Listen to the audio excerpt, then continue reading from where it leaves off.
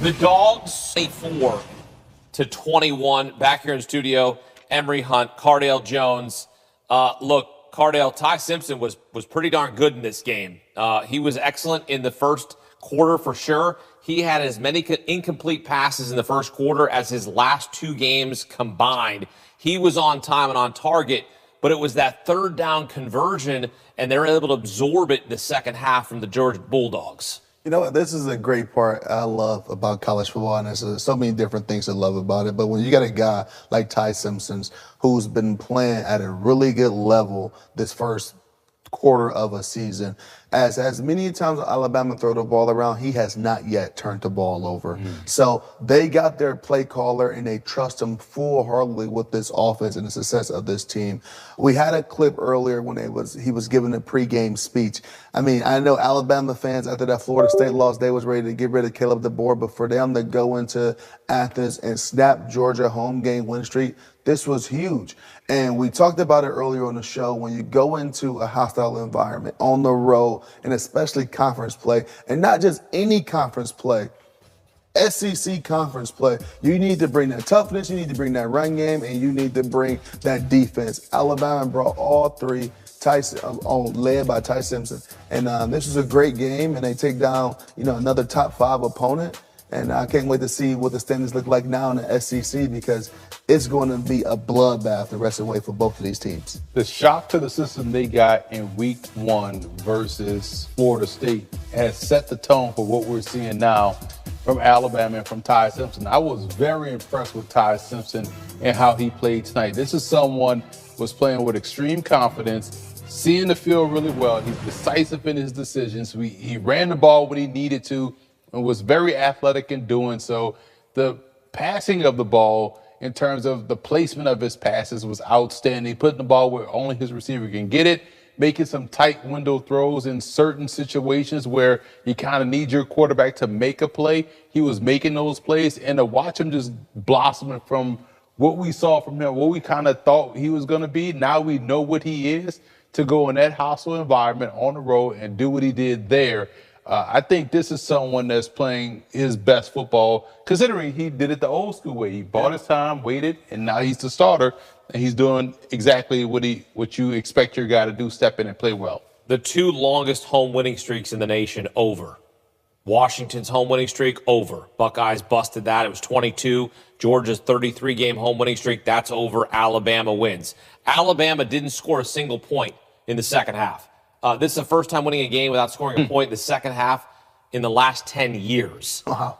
Like, how do you win a game against Georgia without scoring a single point in the second half? How does that happen, Cardale? Well, you create a deficit in the first half that's making it too hard to climb out of. And then that second thing I said you got to bring on a road game, you bring your defense. Alabama did a great job of making sure turning Georgia to one-dimensional. Georgia rushed for over 200 yards, but when you at a deficit like you saw yourself at a double-digit deficit at the second half, you got to put yourself in a position where you got to throw the ball a lot. And Alabama took that away from Georgia offense all night. So I'm going to ask this question because I'm going to stir the pot. Did Georgia actually lose this game? Or did Alabama actually win this game? Earlier in the game, Ryan Williams dropped that same pass. He did. For a touchdown. So we can say Ryan Williams catch that one, they catch that one. It's still a 7-point game, 3-point game.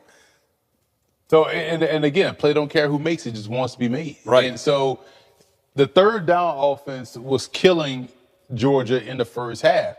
They adjusted, but by that time, you have created the deficit. And on the other side of that, they could not stop Bama in need to have it situations. Yeah. And so even though they didn't score points, they still were able to move the football down the field enough to where now you beating the clock. The clock is beating you more so than them scoring touchdowns. So it was kind of both. Bama did what it was supposed to do and did a great job in doing so. Shout out to their defense for making sure they got Georgia off the field. Georgia had ample opportunity themselves to make something happen, but couldn't. So, you got to give credit to Bama and also Georgia. Now, I will say this for Georgia. Very impressed with Gunnar Stockton's ability to make things happen. I think his lasers got them back in the ball game. But, man, Bama just had an answer for every type of call Georgia made in that second half, and it got them the win. Got to make enough plays, and Alabama certainly made enough plays. The theme in this game was converting on third down again. They were 12 of 19. They go on the road to Athens, knock off Georgia, and snap their 33-game home winning streak. This is why we love college football. The rivalries, the drama, and how about the drama next week, Emory? I mean, America's quarterback, Diego Pavia, going to be coming to Tuscaloosa. You remember last year what happened? You remember what happened last year? Yeah. Vanderbilt knocked off the #1 team in the nation. Alabama's not going to be #1 next week. They're going to move up in the rankings for sure. It's not going to be 17, 18, but it's going to be ranked on ranked. Another win for Vanderbilt. They're off to a 5-0 start. And Alabama now 3-1 as they go on the road and knock off #5 Georgia. The Georgia Bulldogs 24-21. Despite not scoring a second half point, Alabama hangs on for the win in their first game in Athens since 2015. They won that year there as well. In fact, they've won 10 of the last 11 meetings against Georgia, but this one just absolutely massive. And Ty Simpson was incredible yet again. Of late, he's become, I saw on one website, a Heisman Trophy front runner now. We're going to get into this as we move along and fire up a full 60-minute SEC football final. But how impressive is this and significant is this for Alabama? If you go back to week 1, and we all thought, oh my goodness, we're all talking about, everybody's looking up Kalen DeBoer's buyout. That seems like 2 years ago at this point. Yeah, Kalen DeBoer now 2-0 against Kirby Smart. I mean, that in and of itself is something that very few coaches can say. So I can't say enough about Ty Simpson, the passing game. I mean, these receivers, it in front of a sellout crowd of 93,033 Saturday night at Sanford Stadium. Number 17 Alabama handed 5th-ranked Georgia its first home loss since 2019, 24-21, snapping the longest win streak in the Football Bowl subdivision at 33 games. Alabama led 14-0 a minute into the second quarter, and then held off Georgia just enough the rest of the way, including stopping the Bulldogs 3-1, 1-1 second, on 4th down at the Crimson Tide 8 with 13:20 remaining in the game, with Alabama ahead 24-21. Georgia got 227 yards on the ground, including the first career 100-yard game from Chauncey Bowens, who ran for 119, and quarterback Gunnar Stockton was 13 of 20 passing for 130 yards and a touchdown. A year ago, Alabama, 3-1, 1-0, snapped Georgia's record 28-game SEC regular season game win streak with a victory in Tuscaloosa. On Saturday, the Bulldogs had few answers for Alabama's offense early in the game, and then couldn't quite make enough plays offensively to tie or take the lead after cutting the Tide lead to 24-21 with 6:30 left in the third quarter. Georgia's last home loss came on October 12, 2019, a 20-17 overtime defeat against South Carolina. This time around, the Bulldogs were down 14-0 less than a minute into the second quarter and never led. Alabama outgained the Bulldogs 397-357. The Tide took an early 7-0 lead by capping a 14-play drive with a 4th third down conversion on the possession, a 6-yard touchdown pass from Ty Simpson to wide receiver Jeremy Bernard.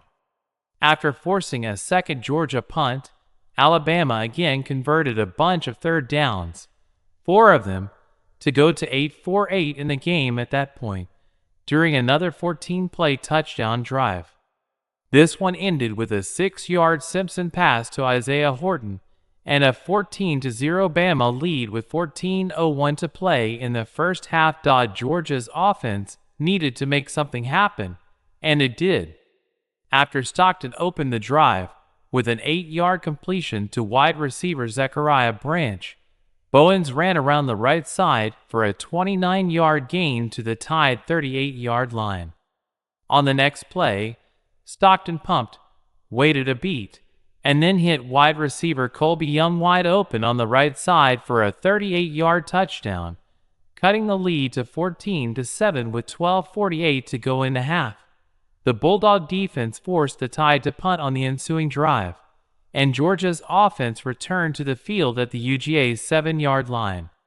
On the second play, Frazier fumbled and Alabama recovered at the 11.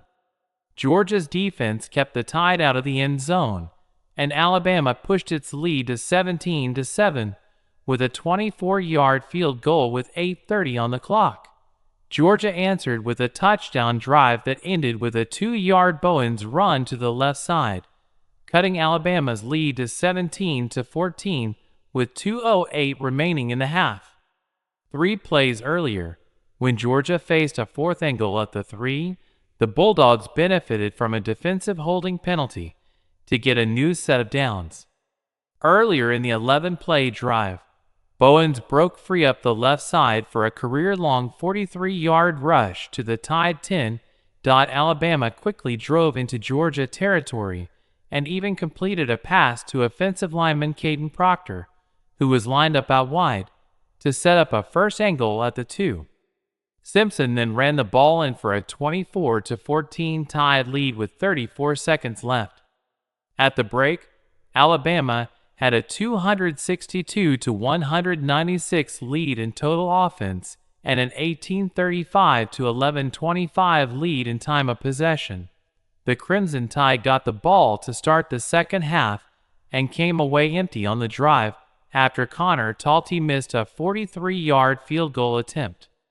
Georgia took over at its 26-yard line and got a 43-yard reverse run from wideout Dylan Bell to get down to the Tide 25. The Bulldogs later scored on running back Josh McCray's 1-yard rush, cutting the lead to 24-21 with 6:30 left in the third. Georgia stopped Alabama on 4th and 1 near midfield on the ensuing possession. Linebacker Quintadius Johnson had a 2-yard tackle for loss on the play, but the Bulldogs weren't able to take advantage of the good field position. Punter Brett Thorson pinned the Tide back at its 8, and Georgia's defense forced a 3-and-out. The Bulldog offense took over at its 46 and quickly went into Tide territory. But on 4th and 1 at the 8, running back Cash Jones was stopped for a loss of 3.